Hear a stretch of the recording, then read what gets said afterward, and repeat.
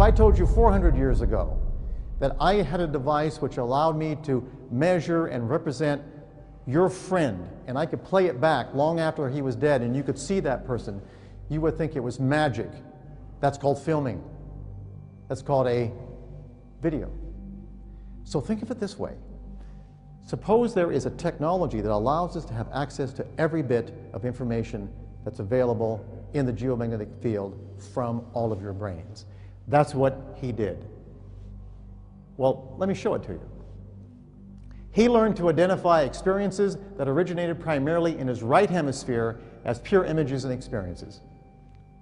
Here are some examples while he was sitting in a closed chamber in our laboratory here at Laurentian University and asked to draw what experimenters were seeing based upon random selection of targets. So here's what we did. We had experimenters walk by a hallway, and we would randomly give them an area somewhere within 15 minutes of Laurentian University. They had 15 minutes to get there. They would simply look at the target. These were randomly selected targets. Let me give you just a few. This is where you begin drawing. Curved building, tall vegetation, angular, natural, breeze, cool, convex, motion of some kind, a sense of vista, a smokestack in the distance, arena, trees, sense of a conveyor, smell slightly bitter. Now what I've done here, I've simply typed out what he's written down. He was an artist. He was a postmortem artist as a part of his training. Car, more than one. Slight slope. Grotto. Mine. Entrance to. Round and large. Distant stack. Road. Now don't forget, he's sitting in a chamber now, and we're measuring his EEG. And we've enhanced his capacity with the technology I'm going to show you in just a few minutes. All right? Two major cuts near a closure. Depression, circular, something goes in, motion or movement, conveyance motion, cars. And what was the target? You all know what it was.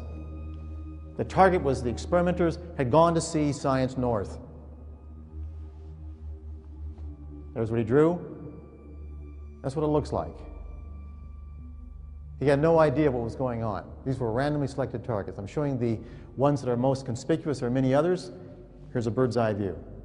This is all published in scientific journals, incidentally, and you can access them by simply Googling it on the web. Another target was a Catholic grade school with lots of windows, stalls for bicycles, a figure 8 shaped inside hall system, and a consistent pool of water along the edge of the property. Here's how he started. He had no idea. Remember, this happened on several days. And even the experimenters didn't know where they were going until they opened up the envelope outside the laboratory in the parking lot, and then they had 15 minutes to get there. Okay? Tall, sense of massive, windows, reflections, stones, hear water, pool. People walking, a sense of business, glass, bars, several of them, those bar type things, buildings. Glass, throwaway slope, colors, now glass. Now the bars he's talking about are like bicycle type things, where you put in bicycles. And of course, he concludes it's something like a church or a school of some type. Remember, he's not from around here. He has no idea what the target is. But it's even more than that. If randomly selected photographs, particularly with emotive and meaningful components, were placed in another room, on a table, in envelopes, he could draw the details. Okay, so in other words, what we had effectively in another room, there's a table, roughly 100 different pictures in envelopes, randomly selected, one laid down. He's still in the chamber. We're measuring his brain activity. And he begins to draw. Here's one for you. Deep feelings.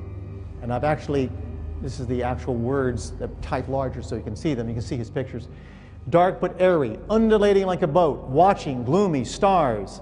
Clandestine romance, I'll tell you about that later. Okay? Actually, it turns out in that table, on that table, 2 graduate students had, how shall I say it, interesting intimacies. Feeling of points or seeds, struts, electricity, feeling of awesome. What could possibly be drawn like that? The answer is the target, a tornado. How close can you get? Other ones, for example. This is one of the hidden pictures, and this is what he drew. World not responding, awash like a tunnel, morose, impact, hatred, into depths, police. This was a terrorist explosion of an airplane. And notice something very interesting. That even down to the components are being drawn. Next. Even abstract ideas. Remember, the whole point is to have a technology which allows access to every bit of information that every brain on this planet has. And this is a picture really abstract looking. Take a good look at those garbage cans and a number of other things, and look what Ingo Swann drew. People, dull target, wilderness like a window. Even something as abstract as that, details come through. Now, I want you to think about something, and that's the following. Just remember Alexander Graham Bell, the first time he generated a signal across the room. It was scratchy, he could barely hear it, but the point is, from that beginning of just a bit of information, now we have one of the most sophisticated technologies in the history of Western civilization. We have the telephone communication system. You've got to start somewhere, and then you perfect the technology. Okay, that's Ingo Swann. Was he always successful? Well, most of the time. However, the degree of accuracy was related to amount of 7 Hertz activity over his right hemisphere. Again, the right hemisphere, the one involved with your dreaming. This is the same frequency that the entire Earth generates. His accuracy was less when there were geomagnetic storms and the Earth's magnetic field was disturbed. So if the magnetic field was disturbed, he lost the ability. When you lost the connection, you lost the ability. For example, there's an actual EEG. Back in the days, we only had 3 channels. Okay, notice the red arrows. Those are 7 Hertz. This is a unique pattern. You don't find it very often. And the number of these patterns were directly related to how accurate he was. So in other words, the more he showed that activity over the occipital right hemisphere, the more accurate he was in terms of the information at a distance. There's the ionosphere, and of course, generating between the Earth's surface and the ionosphere is a 7 Hertz pattern. And the more you get closer to that pattern, the more you seem to have access to everything around the Earth. For example, that 7 Hertz pattern not only has the same frequency as generated from the intrinsic aspect of your brain. Your brain has a natural frequency. Guess what it is? 7 Hertz. Based upon the fact that consciousness is recreated every 20 milliseconds. It's moving at about 4.5 meters per second. Just do a simple calculation of the circumference of your brain. It's about 7 Hertz. And the intensities of both the magnetic and the electrical components for both this and your brain are identical, capable of resonance. Here we have an example, of course, from the sun to the Earth. There's the Earth's magnetic field. And of course, when there's a magnetic storm, you can see that you get marked perturbation and the connections are lost. Now, we're not the only species like this. For example, fish very often communicate with electrical signals, magnetic signals they generate. Thunderstorms will interfere with that connection, like having massive noise, and their behaviors are distorted. So we're not the only species. Now, here are some examples of ordinary people drawing pictures of what they experience about a target when they are exposed to geomagnetic-like fields. In other words, is it just one kind of person, or just some people? And the answer is, anybody can do it if you expose them to the field. Here is the target picture hidden in another room. This was a target picture, very much like the Ingo Swann procedure. And here's what a university student exposed to the appropriate magnetic field drew. Look at the connections. Remember, this is a situation very much like early Bell, because it's very, very scratchy at this point, but look at the essentials. Go ahead and connect them. We can see, for example, the emphasis on the shape, the eye. Remember, this is hidden in an envelope. The actual mechanical kind of individual, you can see from the outline yellow. And of course, there's always something called analytical overlay. Don't forget, this is right hemispheric. So this is all emotive and visual patterns, and it has to be translated to language. In the process of translating to language, very often you put your own verbal, how should I say it, overlay, your own baggage, your own verbal baggage on it, and can distort the signal, just like noise. Here's another target, hidden in another room. There's the picture, hidden in an envelope, person's never seen it. This is what the person draw if it's exposed to the appropriate configuration of magnetic field. Here's the drawing. Shall we see the connection? Take a good look. Not as sophisticated as Swan, but this is a university student with only 5 exposures to the procedure. Again, there's the woman in the back. All right. This fragment here, we're blowing it up a bit more, you can see. And finally, you can see that's purple glass written there. These written purple glass. That entire area was purple. Now, this is not just a unique thing. This occurs repeatedly. And I'll tell you exactly what the patterns are later on. The most intense phenomena were these: when another person in another room is looking at a target and the same time as the second person is sharing the same magnetic field, the accuracy becomes greater. So in other words, if you have one person here, you generate a condition that produces the same kind of magnetic field that influences the brain at the consciousness recreation pattern. What you'll find, if whatever that person's looking at, the other person can actually draw accurately. Well, let me show you. Can the average person access distant information? At Laurentian University, we developed a technology by producing a device whereby the same complex magnetic fields are shared by 2 people separated at a distance. When that happens, the 2 brains become one. Okay? So here we have the actual technology. You can see one chamber. That's what we call the octopus. It's basically 8 solenoids that produce a accelerating configuration, a second derivative magnetic field. There's what it looks like. There's the person in one room. All right, with the octopus, there's a person in the other. Here's some examples. The actual target picture that one person is looking at is on the right hand. You've seen that as the bridge down here in Sudbury. What they're drawn, what the other person's drawing, sitting in a separate room, and you can see the actual drawing, and you can actually see the letters or the words up there, and we've amplified them for you. Motion, bright long, vertical lines, wormhole, crowd, flower, explosion, passing stuff moving through. The essential aspects of that hidden target have been extracted and now are being shared by the 2 different people who share the same magnetic field. Their brains, both those brains are now effectively one. But the effect extends experience. If both people separated by distance share the same configuration of magnetic field, a light flash, just a light flash, to one person affects the brain activity of the other sitting in the dark in another room. So what we found is that we can connect it to actual light, all right? The photon emission energy from the brain while a person is sitting in the dark is about 10,000 times less than the stars on a cloudy night, but we can measure it with photomultiplier tubes. However, it's 100 times more intense than the energy from the cosmic rays that pervade the universe. Now, I know you're thinking that this is really, really weak, but let me do an experiment real quick. Okay?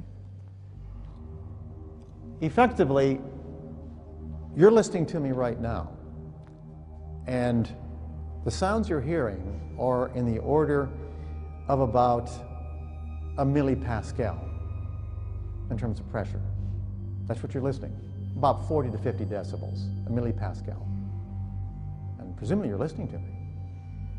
Right now, above you, there's over 100 kilopascals of pressure. 1 billion times more pressure on your body right now than the pressure associated with me talking with you and you listening. Can you hear the atmosphere? It's 1 billion times more. Of course you can't. It's not the intensity. It's the pattern. The pattern is the critical thing. So never underestimate the importance of the pattern. It's not the intensity. And furthermore, if we take something like this, like one of these nice little cinnamon, and I drop it, just like that. I dropped it this way. That's about a microjoule of energy. Now, for you to see a light in the dark, that only takes about 10 to the minus 17th joules. That's a decimal point followed by 16 zeros and a 1, which means this is a microjoule, which means that energy from dropping that right now would be enough to light up every eye of every human being on this planet. The critical thing is the energy. and the pattern that detects it. Never think bigness is important. So, here's what happens. If, for example, we have one person in one room having a flashing light, another person in another room completely in the dark, and they only share the magnetic field, a special kind of configurational magnetic field that produces a synthetic consciousness, making both brains the same. When there is no flash in the other room, this person has theirs on the left, that's what's coming off the side of their head. If the person in the other room is seeing a flashing light, an ordinary, dull, flashing light, the person sitting in the dark, their brain also generates light because they're connected, even at a distance. Is there evidence of information transfer? We are now measuring photon emission from the human brain. That's how we think it's working. And you can see, if we took you, for example, and we ask you to sit down inside of a quiet room, and on the left hemisphere, the left side of the brain, right hemisphere, right side of the brain, notice that when the person is simply relaxing and just thinking about casual thoughts, for example, like something easy and refreshing, like how many hours I'm going to study tonight.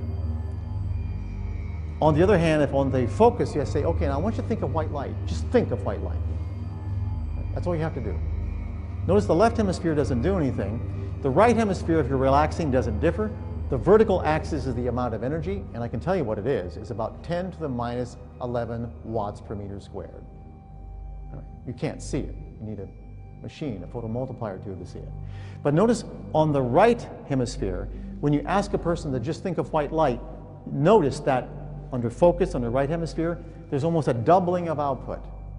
That's right, and now we know in neuroscience that it's very likely, Bocan and other people have actually shown this, that there's light emission from retina, that when you're actually thinking about white light, there's just not action potentials and neurons firing, there's actually photons being emitted within your brain, right? Actual photons, and we can measure them.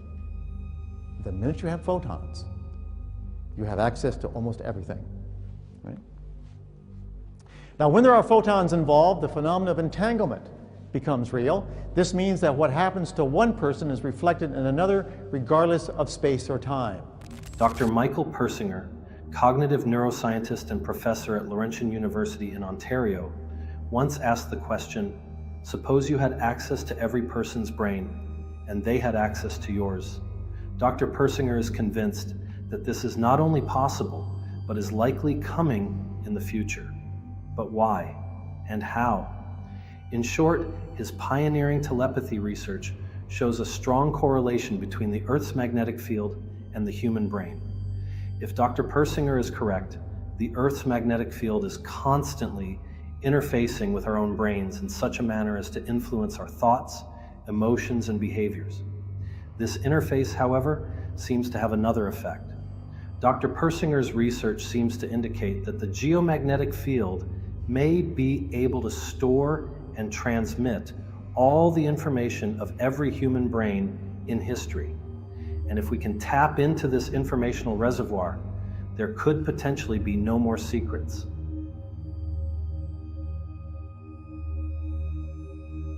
Magnetism and the mind. Imagine for a moment that your brain is not just an isolated organ within your skull, but a literal receiver, conductor, and transmitter of the immense geomagnetic field in which all our brains are immersed. This is the essence of Dr. Persinger's groundbreaking work at Laurentian University, where he led the behavioral neuroscience group from 1971 until his passing in 2018. His research painted a picture of human consciousness as intimately connected to the subtle electromagnetic rhythms of our planet. Dr. Persinger once declared that the ultimate subject matter of science is the unknown, embodying the spirit of scientific inquiry that drove his unconventional theories. His work suggested that the geomagnetic field, far from being a mere backdrop to our existence, might play a crucial role in shaping our perceptions, experiences, and even our capacity for mystical encounters. Persinger's fascination with the geomagnetic field's influence on human behavior began early in his career. He observed correlations between geomagnetic activity and various psychological phenomena, including hallucinations, mystical experiences, and even reports of UFO sightings. This led him to develop the tectonic strain theory, which proposed that geophysical factors could produce luminous phenomena, often associated with UFOs and other anomalous experiences. Persinger offered mathematical evidence for the interaction between the geomagnetic field and the human brain by demonstrating that the diameter of the inner curvature of the human skull is a subharmonic of the diameter of the Earth and its ionosphere, establishing a communication channel between the two via harmonic resonance.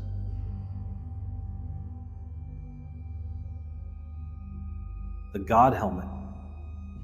Perhaps Persinger's most famous research tool, the God helmet, captured the imagination of both scientists and the public alike. This device, designed to stimulate the temporal lobes with weak electromagnetic fields, reportedly induced religious and mystical experiences in some subjects. But was this merely a parlor trick or a glimpse into the neural mechanisms associated with our most profound spiritual moments? The God helmet, officially known as the Corin helmet after its inventor, Stanley Corin, consists of a modified snowmobile helmet equipped with solenoids that generate weak, complex magnetic fields around the wearer's temporal lobes. Persinger's experiments with this device yielded fascinating results, with some subjects reporting sensations of a sensed presence and out-of-body experiences. Critics contended that suggestibility or expectation effects could account for these experiences. However, Persinger maintained that the specific patterns of magnetic stimulation were key to inducing these experiences, and that they provided insight into the neural correlates of religious and mystical states. Persinger's research revealed an intricate dance between human brain activity and geomagnetic fluctuations. He observed that during periods of low geomagnetic activity, reports of precognition and other paranormal phenomena seemed to increase. This led him to formulate a startling hypothesis. Could our brains attune to the Earth's magnetic field and thereby interface with information flows originating from other brains and minds?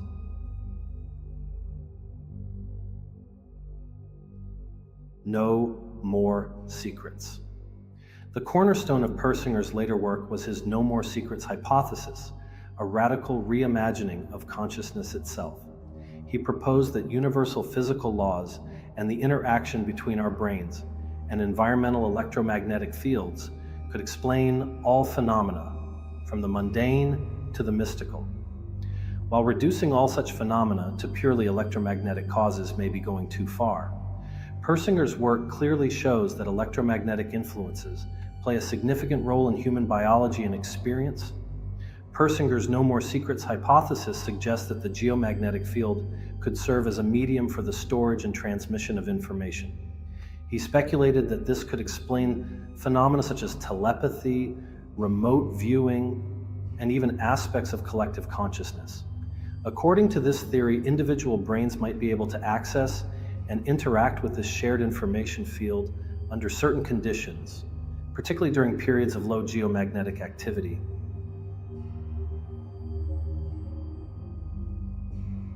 The Schumann resonance, the Earth's heartbeat. At the heart of Persinger's theories lies the Schumann resonance, a set of spectral peaks in the Earth's electromagnetic field spectrum. The fundamental frequency of this planetary heartbeat is approximately 7.83 Hz, tantalizingly close to the 7 Hz brainwave activity observed in some remote viewing experiments. We'll explore this important 7 Hz pattern more deeply in just a minute, but for now, we'll playfully refer to it as the clairvoyant resonance. Could this resonance be the key to unlocking the human mind's hidden potential? Persinger's research suggested a correlation between this frequency and enhanced cognitive abilities, raising intriguing questions about the evolutionary relationship between our brains and the planet's electromagnetic environment. The Schumann resonance, first predicted by physicist Winfried Otto Schumann in 1952, is generated by lightning discharges in the cavity formed by the Earth's surface and the ionosphere. Persinger and others have noted that this fundamental frequency falls within the range of human brain waves. Australian electrical engineer Lewis B. Hainsworth also recognized this correlation and therefore hypothesized that the Schumann resonances likely play a crucial role in the evolution of human and mammalian brainwave activity over large stretches of time. A recent brainwave study conducted by Sharma Priya and Singh Abha in 2020 demonstrated that the presence of alpha or theta brainwave patterns ranging from 4 to 12 hertz in subjects sitting quietly with eyes closed was capable of predicting high scores in intelligence tests. Notice that the 7 hertz brainwave pattern we highlighted earlier, and which we'll playfully refer to as the clairvoyant resonance here, is near the center of this brainwave range. Is this simply a coincidence? Or is it a natural consequence of the Schumann resonance and the geomagnetic field governing human and mammalian brainwave activity over long stretches of evolutionary time? Persinger's work with the remote viewing artist Ingo Swann provided some of the most intriguing evidence for a link between the 7 hertz clairvoyance frequency and psychic phenomena. In their experiments, they found that the proportion of unusual 7 hertz spike and slow wave activity over Swann's occipital lobes correlated with the accuracy of his remote viewing attempts. Was Swann's accuracy contingent upon his ability to sync up with the geomagnetic field? It appears so. In another series of studies conducted by Persinger, 2 subjects were separated by distance, each seated in a different building and location. One subject would mentally project a picture to the receiver, who was seated in another building and location. The receiver would then attempt to mentally perceive the drawing and thereby sketch it out on a piece of paper. Every such attempt failed. However, when Persinger placed an electromagnetic field generator in each room, one in the sender's room and one in the receiver's room, and programmed the device to pulse at precisely 7 hertz, the receiver was successful in sketching the original picture sent by the sender. At the very least, this suggests that the 7 hertz signal served as a field of propagation for the communication of mentally projected information across space and time. But because this pattern is so close to the fundamental Schumann resonance, it suggests that the local 7 hertz field energetically entrained the sender and receiver to the larger geomagnetic field, which further suggests that the Earth's magnetic field is capable of receiving, storing, and transmitting information originating from human brains and minds.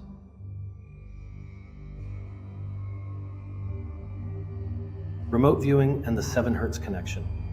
The field of remote viewing, popularized by researchers like Russell Targ and Harold Puthoff at Stanford Research Institute, found an unexpected ally in Persinger's work. Remote viewing, the alleged ability to gather information about distant or unseen targets using extrasensory perception, has long been a subject of controversy in the scientific community. Persinger's experiments with remote viewing, particularly his work with Ingo Swann, suggested a link between successful remote viewing attempts and specific patterns of brain activity, especially in the 7 hertz range. This frequency, which we've dubbed the clairvoyance resonance, is very close to the fundamental Schumann resonance, which led Persinger to speculate about a possible mechanism for information transfer between the human brain and the Earth's electromagnetic field. Persinger's research opened up new avenues for investigating the potential electromagnetic basis of alleged psychic phenomena. His research suggested that the brain's interaction with environmental electromagnetic fields might have played a role in such abilities.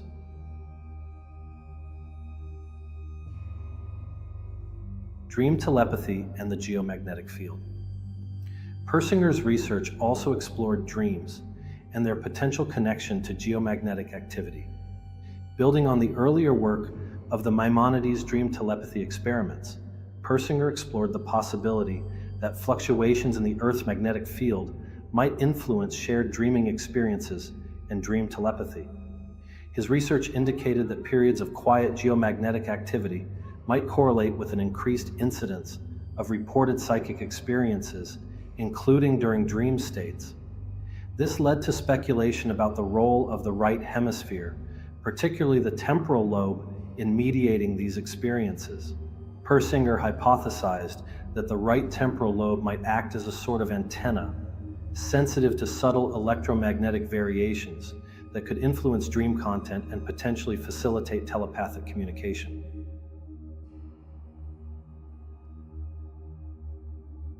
Global brain resonance.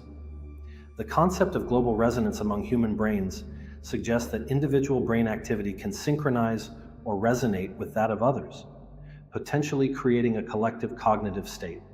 Persinger proposed that the geomagnetic field could facilitate this resonance, enabling information exchange that extends beyond traditional sensory channels. Because all of our brains are literally immersed in and interpenetrated by the Earth's magnetic field, global brain resonance in tandem with the Earth's magnetic field is a real possibility. Persinger referred to such a potential global resonance as the potential for a human hologram in which billions of human brains resonate in sync with the geomagnetic field, thereby exchanging energy and information at the speed of thought. While the idea of a human hologram remains highly speculative, it aligns with concepts in quantum physics and information theory that propose that information can exist in a non-localized manner. Persinger's calculations on information diffusion between brains attempted to quantify this phenomenon, suggesting that electromagnetic fields could mediate a form of communication between individuals at a distance. Persinger's predictions for future technologies, based on his understanding of brain-environment interactions, were both exciting and controversial. He speculated about the development of devices that could enhance cognitive abilities by manipulating local electromagnetic fields, or even facilitate direct brain-to-brain communication over large distances. Taking the No More Secrets hypothesis to its logical conclusion, we might radically alter the concept of a private, internal mental life in the future.